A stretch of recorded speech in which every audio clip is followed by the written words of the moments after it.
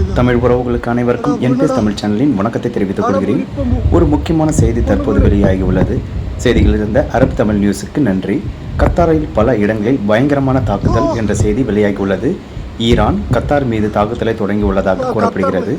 Qatar தலைநகரம் தோஹாவில் மீது வானத்தில் தீப்பிழம்புகள் தோன்றியதாகவும் பல இடங்களில் இருந்து பலத்த சத்தத்துடன் கெட்டதாகவும் அல் ஜசீரா சற்று முன் செய்தி தெரிவித்துள்ளது. வானத்தில் பல இடங்களில் தீப்பழம்புகள் தெரிந்ததும் எனவும் அது வான் பாதுகாப்பு அமைப்பு அல்லது ஏவுகணைகளாக என்பது தெளிவாக தெரியவில்லை. நேரில் கண்ட சாட்சிகளை மேற்கோள் காட்டி பல வெடி சத்தங்களுடன் கேட்டதால் அல் ஜசீரா செய்தி வெளியிட்டுள்ளது. இதற்கிடையில் கத்தார், பஹ்ரைன் மற்றும் குவைத்தில் உள்ள அமெரிக்க தளங்கள் மீது ஈரான் ஏவுகணை தாக்குதலை நடத்தும் என்றும் ஈரான் இராணுவ அமைச்சகம் அறிவிப்பை வெளியிட்டுள்ளது. சிறிது நேரத்திற்கு முன்னர் கத்தார் வான்வெளியில் முழுமையாக மூடப்பட்டுள்ளதாக கத்தாரின் வெளியுறவு அமைச்சகம் அறிவித்திருந்தது குறிப்பிடத்தக்கது. இதைத் தொடர்ந்து இந்த தகவல் தொடர்பான செய்தி கத்தாரில் இருந்து வெளியாகியுள்ளது. குவைத்தில் இருக்கும் அமெரிக்க இராணுவ முகாத்தின் மீது தாக்கக்கூடும் என்றும் சில செய்திகள் வெளியாகியுள்ளது. மிகுந்த கவனத்துடன் இருக்கும். மீண்டும் பல தகவலுடன் உங்களை மீண்டும் சந்திக்கிறேன். நன்றி, வணக்கம்.